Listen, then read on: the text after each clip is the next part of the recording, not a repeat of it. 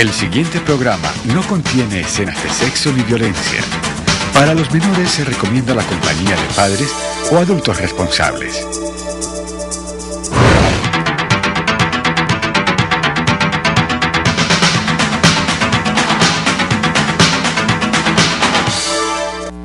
¿Cuántas cosas pueden pasar en 3.600 segundos? Busca tu silla más cómoda, porque aquí comienzan los 3.600 segundos más cargados y explosivos de la televisión local. Mao TV, noticias, invitados y mucho más. Y todo esto lo encontrarás aquí, en el 2, para vos. Buenas noches. Hoy se está cumpliendo un año del sensible fallecimiento de Jairo Varela, nuestro gran compositor, nuestro gran músico, nuestro gran amigo. Y hemos invitado a José Aguirre, alguien que lo acompañó en la dirección musical del grupo Nietzsche. José, ¿qué tal? ¿Cómo te va? Buenas noches. Buenas noches, doctor Mao. Un placer estar contigo aquí una vez más. Mil gracias por la invitación. No vamos a hablar únicamente del aniversario de Jairo Varela, sino que vamos a hablar de otros temas que tienen que ver con el Mundial de la Salsa y de un concierto que tiene programado usted con Humberto Valverde para conmemorar también otro fallecimiento, el de Celia Cruz. ¿Qué legado le dejó Jairo Varela a usted, José? Bueno, Jairo para mí fue un amigo, fue un hombre que me enseñó tantas cosas, tantas, pero puedo destacar entre eso la disciplina, hombre, que me enseñó que la carrera de músico era digna y que había que llevarla con honor por el mundo. Ya el legado musical, pues impresionante, o sea, aprendí montones de cosas del género, de la salsa, de la forma como él lo afrontaba, lo veía y las enseñanzas son muchas, definitivamente. ¿Cómo podía producir tanta música Jairo Varela siendo un empírico? Pues eso es algo único, ¿no? Es algo único porque era un hombre que no tocaba ningún instrumento, más sí sabía cómo quería que le tocaran cada instrumento. O sea, sí sabía cómo se tocaban los instrumentos. Sí, ahí todo el mundo tenía que tocar de acuerdo a como Jairo quisiera. Era como si Jairo tocara todos los instrumentos a través de alguien y también como si cantara con la voz de otra persona, porque todos tenían que hacerlo, los fraseos y las articulaciones tal como Jairo lo dijera. O sea, prácticamente era como él tocando todos los instrumentos y cantando. Era algo único. Yo eso nunca lo he visto en otra persona. Me dicen, y conozco por historia, que el Benny Moré era así. Benny no escribió nunca notas ni sabía de arreglos ni nada, pero todo lo dictaba, lo tenían que hacer como él dijera. Entonces creo que es una comparación con el Benny Moré. ¿Por qué le provocó cantar a Jairo Varela si no cantaba bien? Él decía que cuando se lanzó a hacer esas canciones es porque no encontró quien le diera el sentido que él quería a esas canciones. No le pudieron dar con lo que él buscaba, entonces aunque no tuviera la mejor voz, lo cantó él porque el sentido sí lo tenía. Por eso era que seguramente él buscaba voces para cantar a través de ellas y con personas con las que se entendiera mucho. Él siempre me dijo que con dos cantantes se había identificado mucho, que le entendían muy fácil la manera de cantar de él, que uno fue Tito Gómez y el otro fue Willy García, según me llegó a decir. Contigo intercambió ideas por qué cantaba. Tú nunca le dijiste, usted no canta bien. ¿Nunca te atreviste? No, claro que no. Yo creo que además él sabía, porque si él pensara que cantaba muy bien, hubiera cantado toda la música de Nietzsche, ¿no? Un hombre con una visión y él sabía que para poder llevar su música donde quería llevarla, tenía que ser con otras voces. Entonces, nunca me atreví a decirle eso, claro que no. Claro que yo le decía a él que él cantaba cuando estaba entusado y él se reía. Seguramente, claro que sí. Y tú le pones cuidado a los temas que grabó, hay algo de Tucson. Sí, bastante. Bastante, sí. Sí. Bueno, se llevó ese secreto al cielo. Jairo Varela fue controvertido. ¿Por qué fue tan controvertido Jairo Varela? Jairo fue un hombre controvertido porque las personas que van a lograr algo, que buscan algo, siempre van a ser controvertidas porque hay mucha gente que quiere que las cosas sean de otra manera o porque quisieran como imponerle cosas o algo. Jairo nunca se dejó imponer nada de nadie, siempre hizo las cosas como él creía que eran, y era un hombre muy terco. Entonces obviamente eso causa malestar en mucha gente, y por esa razón él fue así. Además creo que en la etapa de ascenso de su carrera, desde un comienzo, él vivió muchas situaciones difíciles con su música, gente que no le creía y que le cerraba puertas. Entonces cuando ya él fue Jairo Varela y mucha de esa gente quiso venir a arrimarse a ese árbol, él ya no lo aceptó. Entonces por ese tipo de cosas, de vivencias, hacían que él hubiera sido una persona controvertida. ¿Por qué hiciste tanta empatía con Jairo Varela? Pues es que para mí,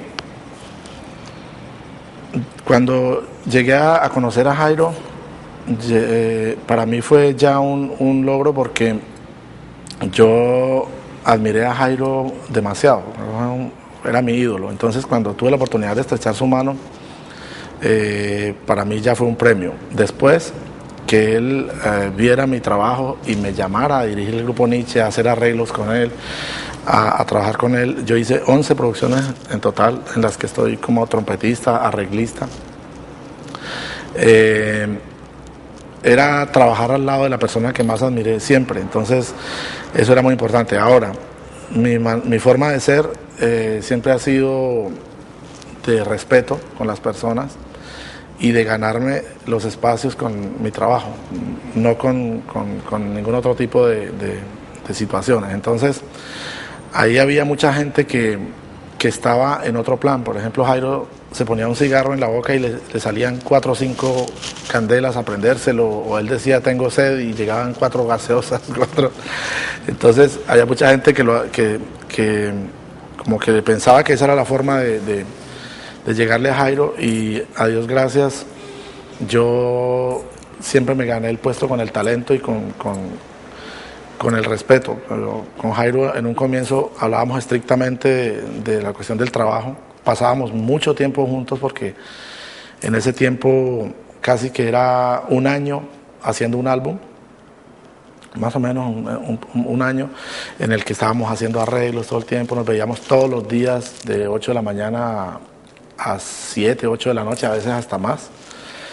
Y hablábamos, era de la parte profesional, pero eso fue dando un conocimiento de la vida de ambos, yo de la vida de él y él de mi vida, y entonces llegamos a tener una amistad muy bonita, en la que pues ya yo iba a su casa, conocía más de su familia, de su vida, y entonces después vino el periodo complicado de él, del tema con la justicia y eso, y en ese tiempo fue más grande aún la amistad, porque yo fui el músico que hice 3 producciones con él en la cárcel, 2 y media, ¿no?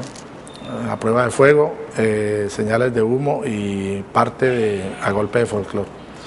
Entonces, claro, ese periodo que era tan difícil, Jairo lo valoró mucho también. De hecho, después vi que en entrevistas con periódicos y todo, él resaltó mucho esa parte mía.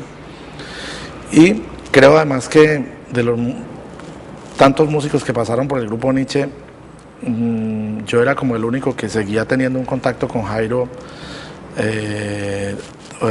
todo el tiempo, por teléfono, o nos escribíamos por correo o algo, y siempre hubo esa relación, aun cuando ya no trabajaba con él, de llamarnos y toda la cuestión. Entonces, una amistad bonita.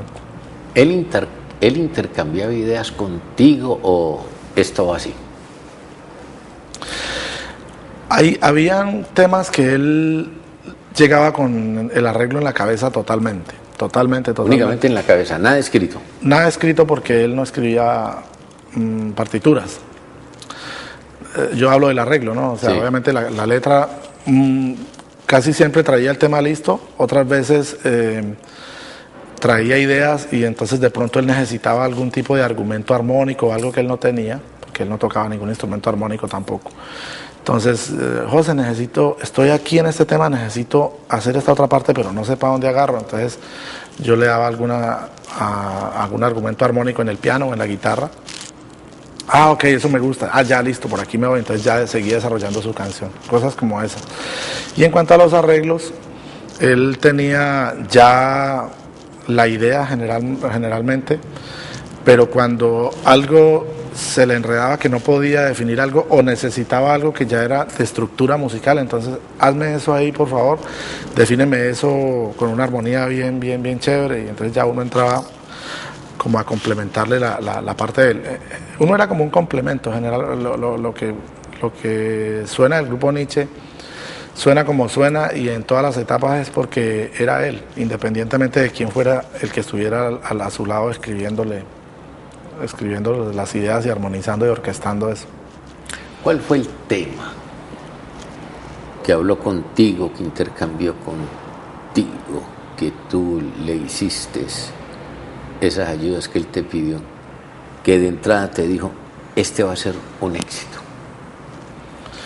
Bueno, Jairo, todos los temas que abordaba decían que era el éxito más grande que había hecho. Eso era como una manera de llamar el éxito, digamos, con el hablar muy bien de lo que estaba haciendo. Jairo nunca pensaba en algo viejo. Alguien le decía, Jairo, es que tu mejor canción fue Nuestro Sueño. Y yo, no, claro que no, esta que estoy haciendo ahora es la mejor, mira, escucha. Y entonces estaba muy orgulloso de lo que hacía. Pero hubo canciones que desde un comienzo tenían como más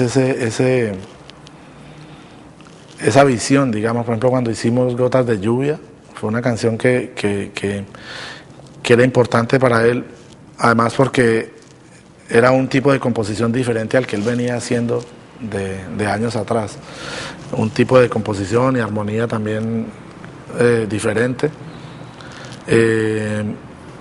Ese arreglo de Gotas de Lluvia lo mandó a hacer a Puerto Rico. Cuando llegó lo escuchamos y no le gustó ni una nota, lo cambió todito, entonces lo hicimos juntos en el estudio. Con esa canción volteó mucho, ese arreglo lo hicieron dos arreglistas de Puerto Rico y finalmente lo terminamos en el estudio haciendo él y yo. Eso sucedió muchas veces. También sucedió que hubieran canciones a las que no se les puso demasiada atención y resultaron siendo el éxito del álbum. Hablo, por ejemplo, de La Canoa Ranchá. La Canoa Ranchá fue la última canción de ese álbum y se hizo porque ya no había no tenía más canciones. Me dijo, falta un tema en el disco, José. Yo no sé qué grabar. Entonces me dijo, mira, el portero del edificio, que era un sobrino de él canta una canción del Pacífico, que yo me acuerdo de esa canción desde niño, y me decía, y esa canción puede quedar chévere en el álbum. Entonces lo llamó, joder, subite, fue al estudio. ¿Cómo es el tema que vos cantás de la canoa y eso? Entonces, la cantó ella. Ese es el tema, José, ese es el tema, vamos a grabarlo. Hagámosle una versión diferente, no es música del Pacífico, vamos a hacer otra cosa. Entonces, yo pensé que lo íbamos a hacer en salsa. Y tenía todo seteado como para hacerlo en salsa, pero me dijo, no, vamos a hacerlo en una cumbia, vamos a hacer una cumbia con esa canción. Y yo lo veía raro porque es una canción del Pacífico. Si se pasa a salsa, pues camina muy bien, pero yo decía, una cumbia y esto es del Pacífico, como que no me calaba la cosa. Pero ahí estaba la visión de él.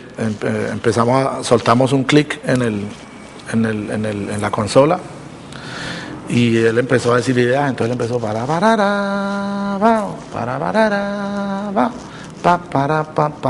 complementamos la cosa. Nos fuimos y el tema lo grabamos en una tarde. Hicimos ese arreglo así de rapidez allí. Llamamos a los músicos y esa misma tarde se grabó y por la noche estaba poniendo las voces. Eso fue rapidito. Fue el tema más rápido que hicimos con Nietzsche de toda la música que hicimos. Y curiosamente esa canción fue un éxito impresionante, ¿no? ¿Peleaste con él? ¿Discutiste con él? Solamente una vez, por un tema armónico de una ¿Qué es un tema armónico? Una situación de armonía. Había una canción que estábamos haciendo y entonces yo puse una armonía compuesta, una armonía en la que el pianista cambia el acorde, pero el bajo se queda en otro.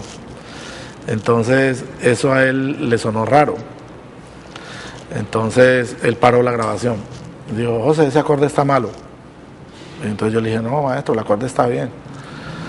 Me dijo, es que el piano está cambiando, pero el bajo no cambia. Le dije, sí, el acorde es así. No, eso está mal. Le dije, vamos a tocarlo otra vez. Entonces el pianista se volvió a grabar. ¡Pam! Y dijo, eso está malo, José, ese acorde no está bien. Y le dije, Jairo, el acorde está bien. Entonces lo volvimos a tocar otra vez y a la tercera vez paró y dijo, mira, yo no sé de armonía, pero mi oído me dice que ese acorde está malo. Entonces yo le dije al pianista, le dije, ok, toca el acorde natural, no lo toques con armonía compuesta porque Jairo no tiene oído para ese tipo de armonías. Y yo no, eso lo dije sin pensar. Y en ese momento Jairo se paró de la consola y se salió del estudio. Yo me quedé ahí y los ingenieros me miraron como, se jodió esto, quién sabe qué va a pasar aquí. Y yo dije, wow, no, pues fue algo que dije casi que sin pensarlo, o sea, yo no debería haberle dicho eso. O sea, lo podía haber afrontado de otra manera. Cuando pasaron unos 3, 4 minutos por ahí y entró Jairo con una bandeja de tintos, que yo nunca lo vi en esa situación, y traía tintos, se sentó en la consola, y dijo, tómate un café, y le echó azúcar al de él, le echó azúcar al mío, y ya, y seguimos grabando. Me dijo, ok, está bien, vamos para adelante. Hicimos la cosa. ¿Pero como él dijo o como tú no, decías? Quedó como yo decía, sí. Él, no sé, o sea, yo pensé que a la entrada iba a venir a decirme, te vas del grupo, o quedas fuera, o sea, cualquier cosa me imaginé, menos esa. Él arregló la situación con esos tintos y me pareció un gesto humilde, me pareció un gesto muy grande de él, no sé, o sea, es algo que recuerdo mucho porque entre otras cosas fue la única vez que tuve un altercado con Jairo y fue profesional, solamente así. De resto, nunca, solamente tengo bonitos recuerdos y buen trato y buena energía con el maestro. ¿Por qué le costó digerir ese acorde? De pronto porque estábamos grabando el piano y el bajista no había grabado. Si estuvieran grabando juntos, él podría haber entendido más fácilmente lo que el acorde estaba proponiendo. Es un acorde que están tocando do, los dos instrumentos, luego el piano cambia a re y el bajo se queda en do. Entonces, él sintió en la mano izquierda del pianista que como que la mano izquierda se estaba equivocando y pues yo le expliqué, le dije, cuando pongamos el bajo vas a entender más. Y ese tema se llama Un alto en el camino. Un alto en el camino. Sí. Bueno, y después de que se grabó, ¿nunca hablaron de esa situación? No, jamás, nunca hablamos más de eso. Ni él te puso el tema, ni tú le pusiste el tema. Nunca, eso murió ahí. Bueno, José, Jairo Varela compuso mucha música, pero ¿cuál fue ese tema? Tú me hablas de la Canoa Ranchá, que fue así, un improntus, que llamó al tipo que estaba en la portería y subió y ahí mismo se fue para adelante. ¿Cuál fue el otro tema que tú lo viste componer con esa facilidad? Él compuso muchos al lado mío, porque siempre traía, cuando no traía la canción terminada ya en su composición, traía muy adelantado y de pronto era como algún detalle que le faltaba en cuanto a la armonía, quizás alguna vez en una melodía también. Pero por ejemplo, los temas de La Cárcel, A Prueba de Fuego, eso todo lo hizo ahí al lado mío. Eres, bueno, tantos temas que se hicieron, pero Jairo componía con una facilidad impresionante, pues era un hombre que le salía la música a toda hora, en todo momento y en cualquier situación. Jairo estaba componiendo todo el tiempo. De hecho, a veces llegaba al otro día después de una grabación y llegaba todo ojeroso y todo cansado y decía, maestro, ¿qué pasó? No descanso. Y decía, no, es que me fui a acostar y yo no pude dormir, me levanté con esa música sonando acá, y entonces que escribí esto, mira esto que escribí anoche, y me mostraba canciones y yo, wow, qué chévere. Es un hombre que estaba todo el tiempo en eso. Es un ritmo de vida que tampoco se lo aguantaba a nadie, ¿no? Porque a veces en las giras él quería como que uno estuviera todo el tiempo con él escribiéndole música, y eso es algo que no lo aguantaba sino él. O sea, era un trote muy duro de llevar, muy, muy difícil. José, ¿por qué antes un solo micrófono recogía todo y lo recogía bien? Y ahora ya todo tiene un micrófono. La técnica ha matado muchas cosas en la música. Anteriormente había menos tecnología y había menos facilidad para hacer las cosas, y había como más esencia en la música. Esos ingenieros que hacían esas grabaciones así eran unos magos. Era 1, 2, 3 y hágale. Y arranque. Y como se tenía que tocar todo en bloque, precisamente por lo que no había toda esa cantidad de canales y toda esa tecnología que hay ahora, entonces todo se oía más vivo. Hoy día es un poco más, pues como que todo es más fácil, ¿no? Entonces se puede grabar de mil maneras, y hay mucha gente que no canta y lo ponen a cantar en un estudio, y otros que no tocan y en una grabación tocan porque los computadores todo lo pueden. Ahora, si se abusa de eso, ahí es donde se pierde toda esa magia. Pero si se usa esa tecnología para bien, las grabaciones que salen pueden ser muy buenas, y hay gente todavía haciendo cosas muy interesantes, aún con la tecnología que puede plastificar todo. Jairo Varela convocó gente en todas las partes del mundo, pero hubo un concierto que a mí me llamó la atención, que lo vi a través de la televisión, en Lima, Perú. Yo te digo, yo no sé en qué lugar fue, y si tú estabas ahí, yo creo que tú estabas ahí. No, yo no estuve en ese concierto. Salieron como 1 millón de personas. Sí, correcto. Pero eso es una vaina descomunal. Sí, es algo impresionante. Eso fue en Campo Marte, Perú, y 1 millón de personas acudieron a ese concierto. Yo no estaba en ese concierto, pero sí me contaban mucho la televisión peruana lo destacó así. Sí, porque ellos me dicen que era tan fuerte la presión de la gente cuando el bus iba entrando ahí, que a veces sentían como si fueran a voltear ese bus de la fuerza que la gente ejercía y el fanatismo, pues, de la gente con el grupo en ese momento. Dime, José, ¿Jairo era exigente con todo el mundo o era más exigente con los cantantes? Jairo era supremamente exigente con todo el mundo, pero el momento de cantar y el momento de todo lo que tenía que ver con la voz era ultra exigente, era impresionante. De hecho, era tan complicado el tema con la parte de las voces que yo siempre estaba en todo lo que era preproducción, los arreglos, orquestación, todo eso con él. Luego dirigir los músicos, porque con los músicos había un tema que era de exigencia y todo eso, pero eran músicos de nivel 1A todos. Y era como un lenguaje más fácil de entender. Cuando llegaba el momento de los coros y la voz, era muy complicado.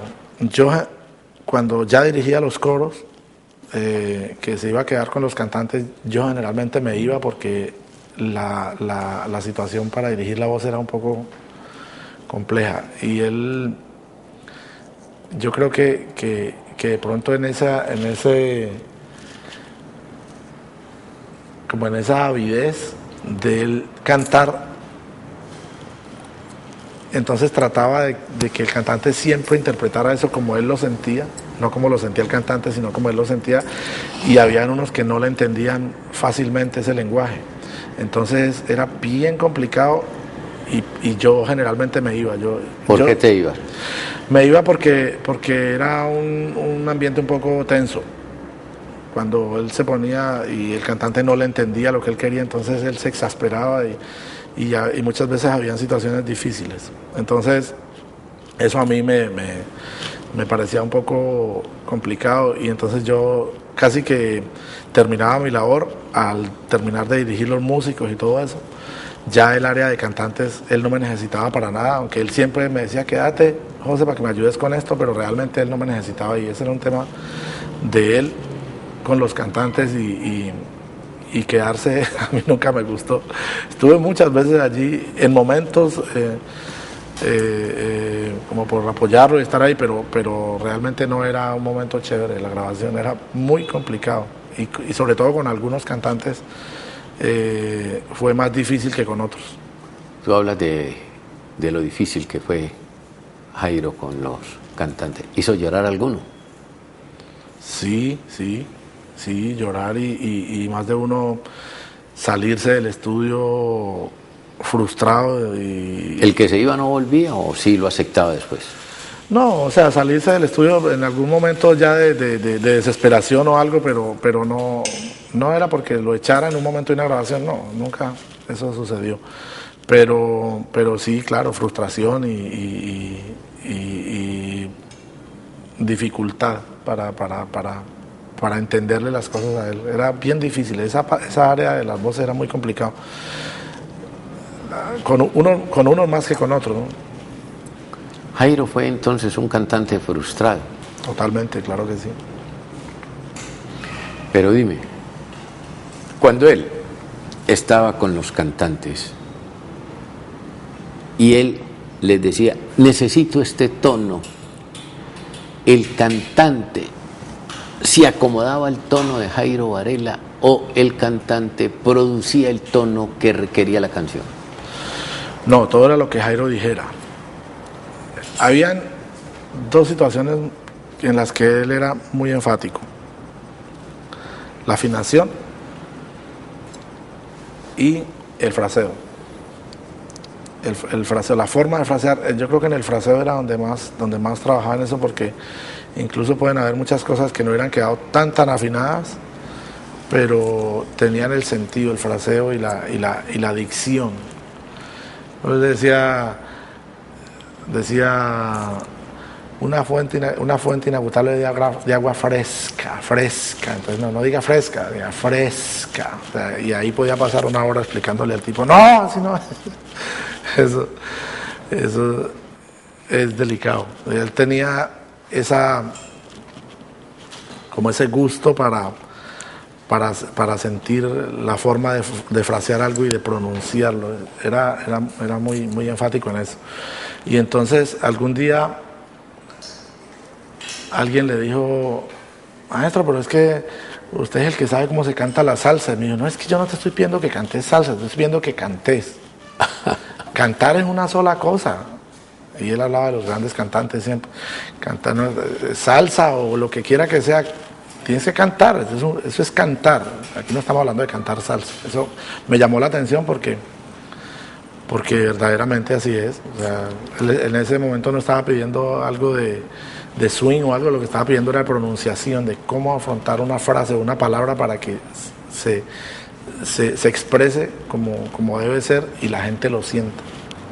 Hubo una cosa que le costó mucho a Jairo Varela en el grupo Nietzsche. Él un día me lo dijo, bajarse de la tarima. Que la gente quería ver a Jairo Varela en la tarima. Claro. Y bajarse de ahí le costó mucho.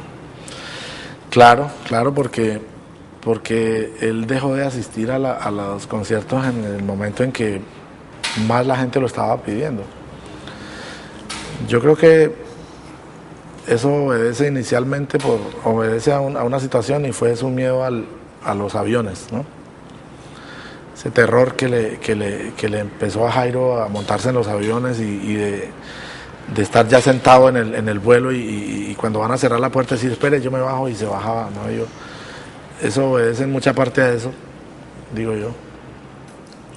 Bueno, José, las trompetas.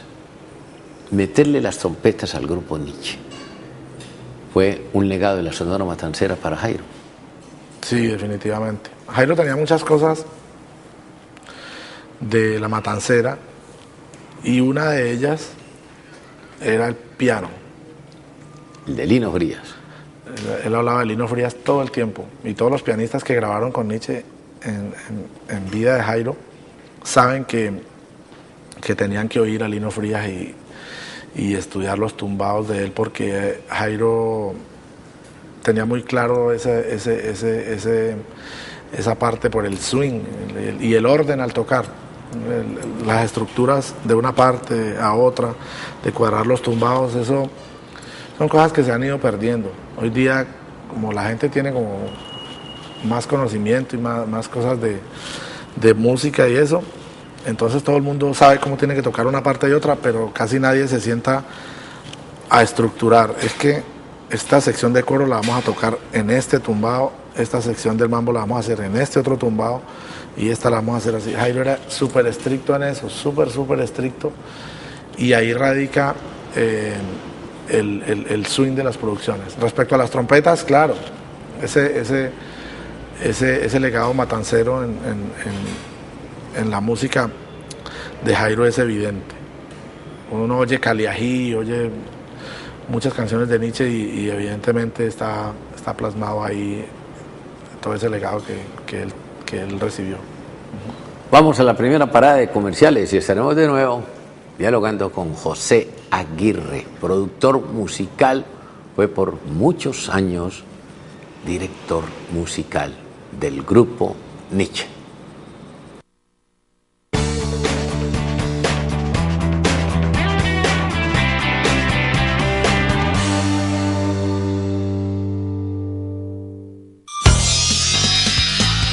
Estás viendo Canal 2, el canal de nuestra gente. Aquí, en el 2, para vos. Maximice sus objetivos de mercadeo mediante la promoción de su empresa a través de nuestros canales de difusión. El programa El Corrillo de Mao por la 89.1 de la FM, El Corrillo Estéreo y la Lulada Estéreo en nuestra web www.elcorrillodemao.com y Mao TV por el canal 2 de Global TV. Comuníquese con nosotros a Acertar Publicidad. Teléfonos 668-8242 o 668-6148. Acertar Publicidad, su mejor opción. Gracias a la Fundación Sarmiento Palau y el Ingenio San Carlos, la Escuela Carlos Sarmiento Lora mantiene su liderato a nivel mundial. Que aquí al niño lo tratamos con afecto, con cariño. Le damos la doble función, formar al hombre y luego al deportista. Son ya 25 años con los mejores profesionales formando futbolistas. El apoyo moral y futbolístico de todas las personas que trabajan en la escuela en su momento aportan para que, en este caso, yo haya podido estar donde estoy ahora. Inscríbete en la Sarmiento y juega como los grandes.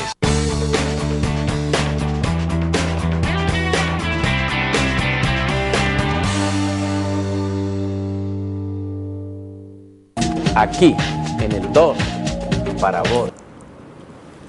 Bueno, después de este recorrido con José Aguirre por el grupo Nietzsche, hablemos de tu himno nacional en los Juegos Mundiales.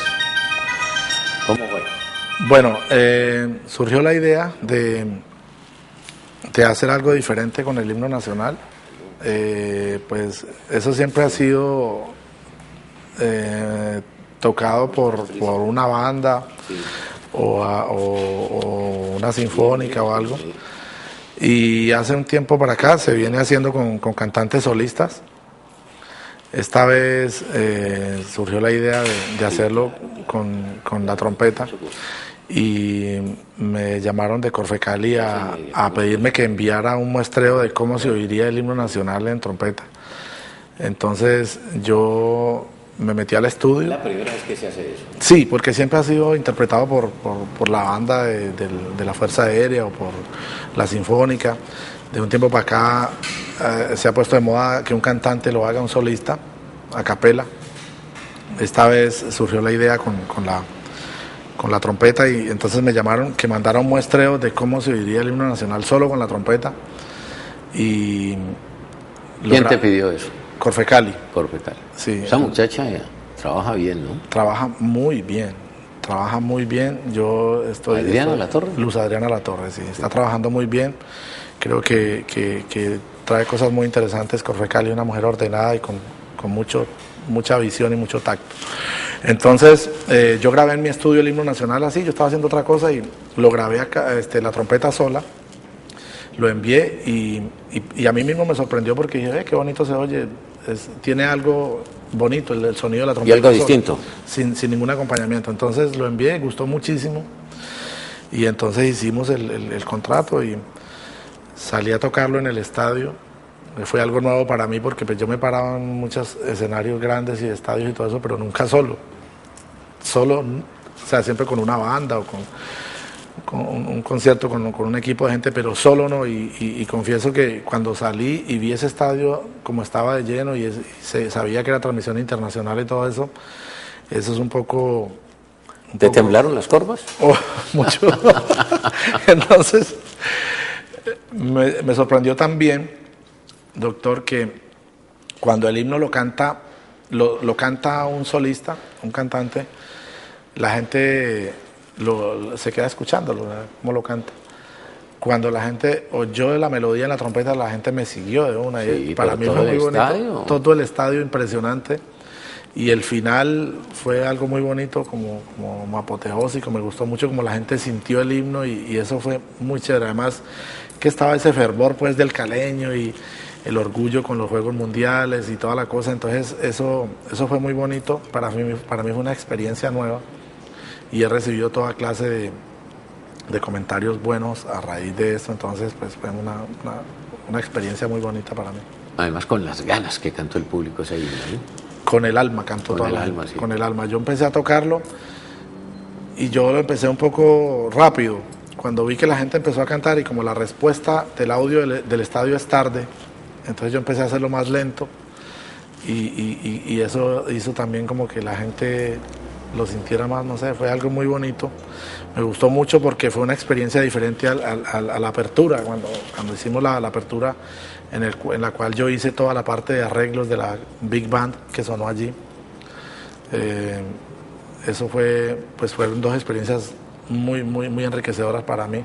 La de la apertura porque fue la oportunidad de mostrar la Cali Salsa Big Band, un proyecto en el que vengo trabajando hace rato. 30 músicos en escena y 300 bailarines y eso. Y el cierre, yo solo. Fue algo de un contraste así grandísimo, pero lindísimo para mí. Muchas gracias a todos. Primero, los de la apertura, que fue el Iberoamericano de Bogotá, de teatro, y a la doctora Luz Adriana Latorre por defender a capa y espada mi solo de trompeta en el himno nacional, porque sé que habían de pronto algunas personas que querían que eso lo hiciera otra persona o otro cantante, y ella lo defendió y yo agradezco mucho. Salió por muy esa bueno. Oportunidad. Sí, salió muy bien. Sí. Bueno, en el cierre tú estuviste en la dirección musical y artística. En el opening, en la apertura. En la apertura. En la apertura. ¿Trabajaste con el mulato? Trabajé toda la parte de mulato, sí, la parte del ensamble con mulato. Fueron el tema de Echa Pa'lante de Tito Puente, luego una sección de tambores batá, luego un tema que se llama Hagan Silencio de Roberto Roena, otra sección de tambores batá, una parte de Cali Pachanguero Sinfónico que hice para que la gente, sin hablar de Jairo ni nada de eso, recordara al maestro y recordara que se nos había ido. Una parte de sinfónica que duró como un minuto quizá. Luego eso empata con el Cali Pachanguero ya versión salsa, que fue donde hubo esa explosión pues de júbilo de la gente y de sentimiento. Pero fue como muy corto ese Cali Pachanguero. ¿Te has Sí. podido alargar un poquitico más? Lo que pasa es que no, como todo el tiempo estaba medido con los coreografía de los bailarines y eso, y de hecho la salsa tuvo 10 minutos allí. Las otras partes de música fueron más cortas, por ejemplo la música del Pacífico tuvieron 2 minutos nada más. O sea que sí se sentía corto el Cali Pachanguero porque quedó sin soneo ni nada de eso, solamente una parte de la letra y el mambo, pero era como la forma de poder meter todo eso en 10 minutos. Siempre quisiera uno, claro, queda faltando, pero eso es un evento muy grande y con muchos elementos que estaban que quería que se vieran allí. Yo hablé con Humberto Valverde y me dijo que estaba trabajando contigo un concierto en homenaje a Celia Cruz. Háblame de ese concierto. Correcto.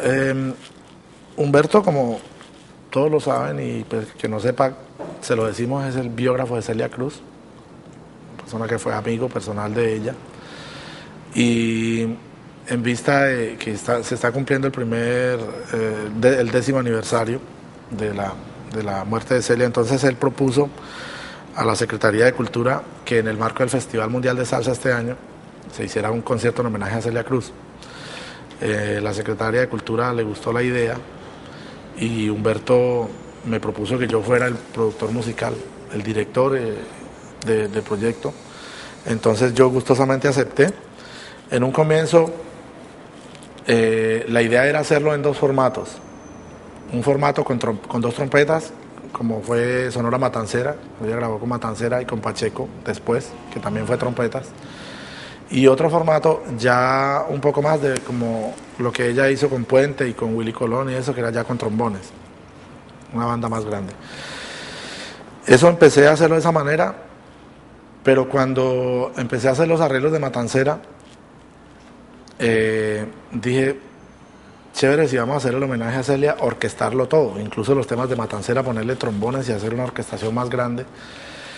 Y entonces hice la maqueta de un tema y se la mostré a Humberto. Le dije, Humberto, mira que me gustaría no hacer burundanga, por ejemplo, a 2 trompetas, o sea, las mismas ideas, pero orquestado. Suena precioso. Entonces, a Humberto le gustó y yo entonces me di a la tarea de terminar el resto del concierto, de todos los arreglos ya orquestados. Y eso es lo que vamos a presentar el domingo. La idea es hacer el homenaje a Celia. Solamente tenemos 50 minutos para eso, por lo tanto no podemos tocar todos los éxitos de Celia, vamos a tomar los más importantes.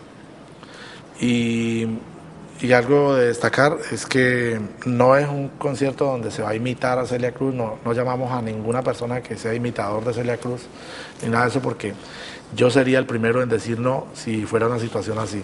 Se convocaron 4 cantantes importantes de la ciudad, destacadas por su carrera, por sus logros, por su... ¿Quiénes son? Adriana Chamorro, Francia Elena Barrera, de la Orquesta de Caché, Diana Serna, que fue corista y integrante de varios proyectos importantes como Grupo Nietzsche, Guayacán, Gloria Estefan. Bueno, Francia, la Orquesta de Caché, Adriana, que tiene una carrera pues ya que todo el mundo la conoce, y Carmen Eugenia González, que es una mujer que cantó también con Son de Azúcar y que en su área de solista ha hecho cosas muy importantes, vivió en Los Ángeles, hizo producciones allá y hoy en día está trabajando aquí en Cali también, proyectos con el Ministerio, con Secretaría de Cultura también. Entonces, por logros y mérito, se buscaron estas 4 cantantes, van a cantar con sus voces, en ningún momento es imitando a Celia Cruz ni nada de eso, es un homenaje respetuoso a la única, a la más grande, a Celia Cruz, que ni antes ni después hay una mujer más grande que ella en la salsa. ¿Ese concierto cuándo va a ser? Ese concierto es el domingo 11 de agosto en la Plaza de Toros, en el marco del Festival Mundial de Salsa. Ese día es el cierre del festival y nosotros estaremos abriendo la noche, o sea que lo nuestro es como 6 de la tarde, creo. Vamos a la segunda parada de comerciales y estaremos cerrando esta nota con José Aguirre, productor musical y quien por muchos años fue el director artístico del inolvidable Grupo Nietzsche. Hoy en el primer aniversario del maestro Jairo Varela.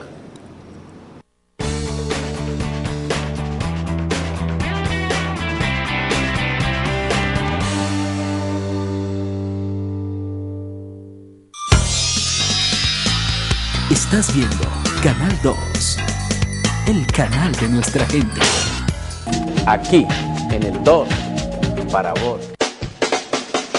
Maximice sus objetivos de mercadeo mediante la promoción de su empresa a través de nuestros canales de difusión. El programa El Corrillo de Mao por la 89.1 de la FM, El Corrillo Estéreo y la Lulada Estéreo en nuestra web www.elcorrillodemao.com y Mao TV por el canal 2 de Global TV. Comuníquese con nosotros a Acertar Publicidad. Teléfono 668-8242 o 668-6148. Acertar Publicidad, su mejor opción.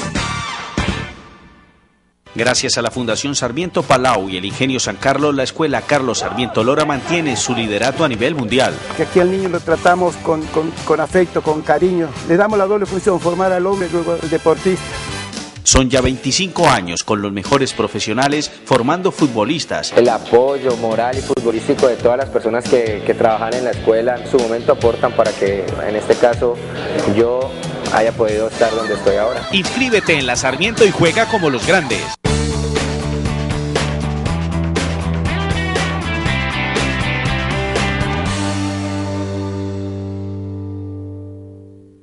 Aquí, en el 2, para vos. Bueno, José, ya todo el concierto está preparado. Está listo, está todo preparado. Vamos a hacer un homenaje lindo a la guarachera de Cuba.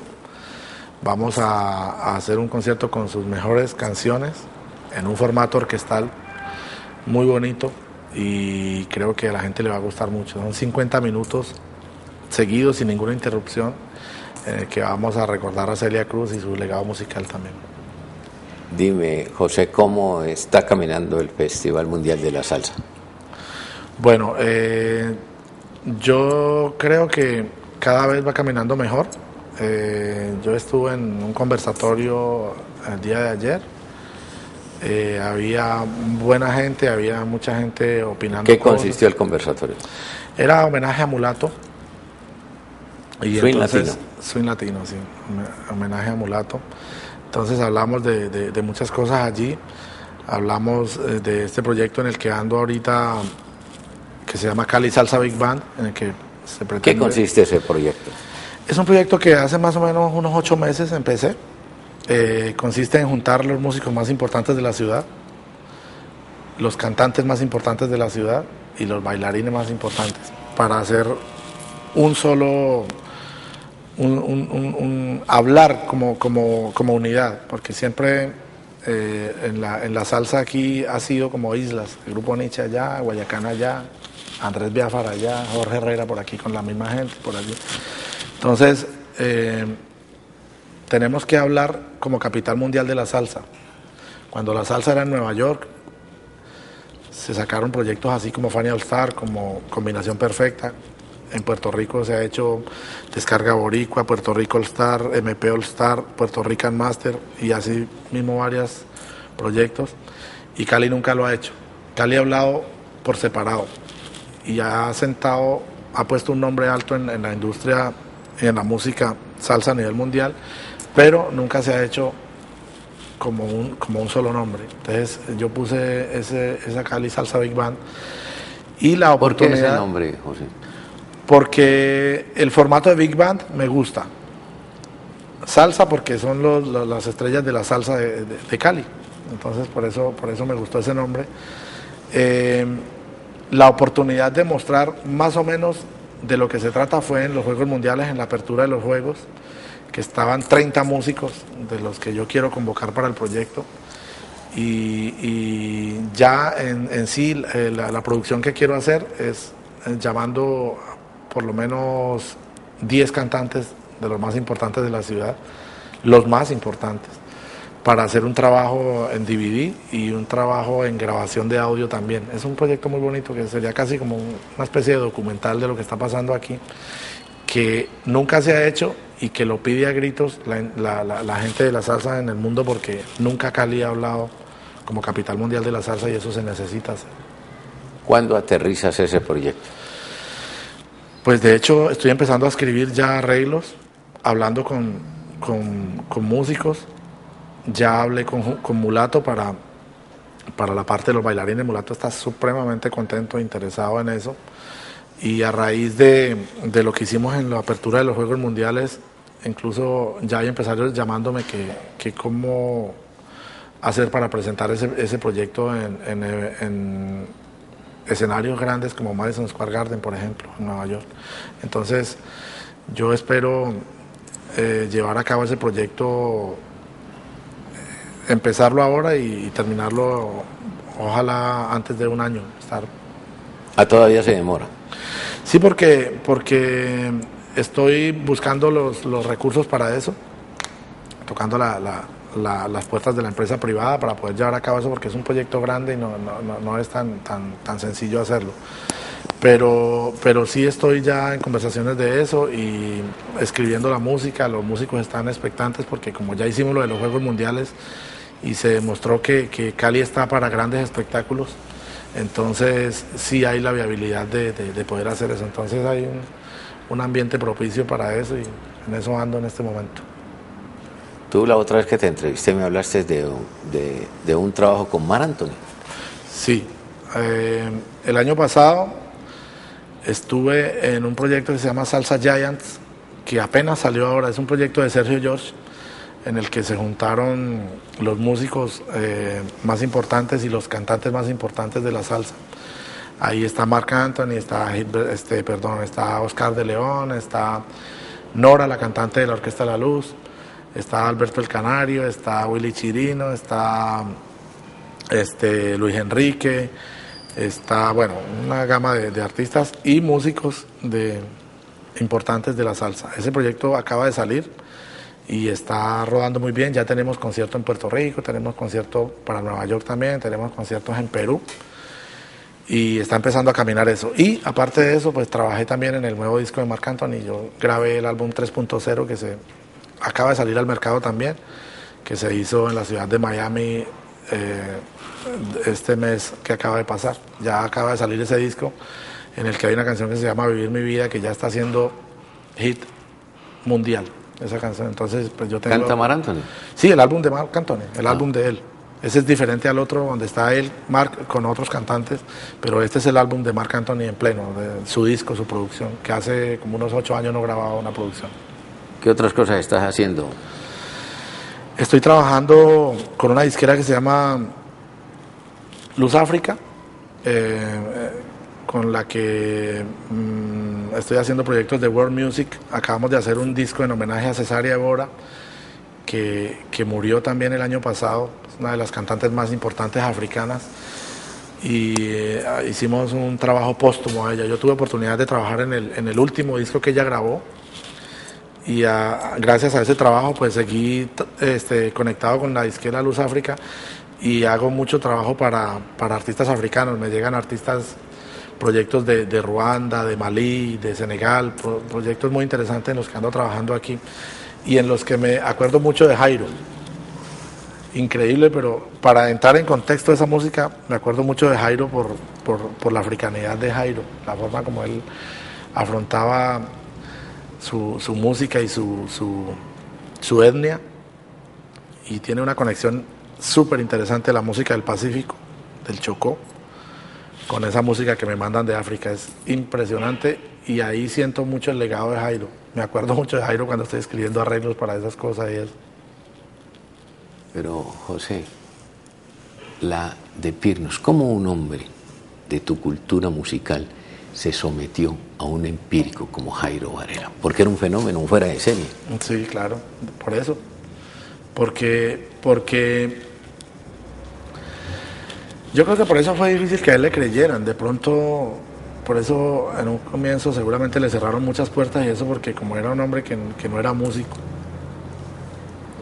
más de uno diría, pues, man, ahí para dónde va con esa vaina, algo así, supongo yo. Cuando yo llego a Jairo ya era Jairo Varela, o sea, era una estrella. Entonces, para mí era un orgullo ver ese señor y yo a veces me ponía a mirarle la cabeza tan pequeñita que tenía y yo decía, ¿de dónde le sale tantas cosas en esa cabeza tan pequeña? Ay, no. Pero aguanté muchas cosas y cuando digo aguanté cosas era básicamente el ritmo de trabajo, porque sabía que estaba haciendo historia al estar al lado de semejante monstruo de la música sin ser músico. Es algo bien interesante. Entonces, pero sabía dónde estaba parado y sabía que estaba escribiendo unos capítulos de la música, de la historia de la música muy importante, de la música colombiana, ¿no? El concierto en homenaje a Celia Cruz el domingo. El domingo a las 6 de la tarde. En el cierre del Festival Mundial de la Salsa. En el cierre, pero tiene que llegar tempranito porque nosotros abrimos. Dime, ¿la entrada es gratuita? Es gratuita, tengo entendido que sí. Bueno, mi querido José, muy amable por haber estado aquí con nosotros. Doctor, a usted por su amabilidad, por su cariño de siempre, lo quiero mucho, lo respeto y mil gracias por invitarme esta vez más al programa.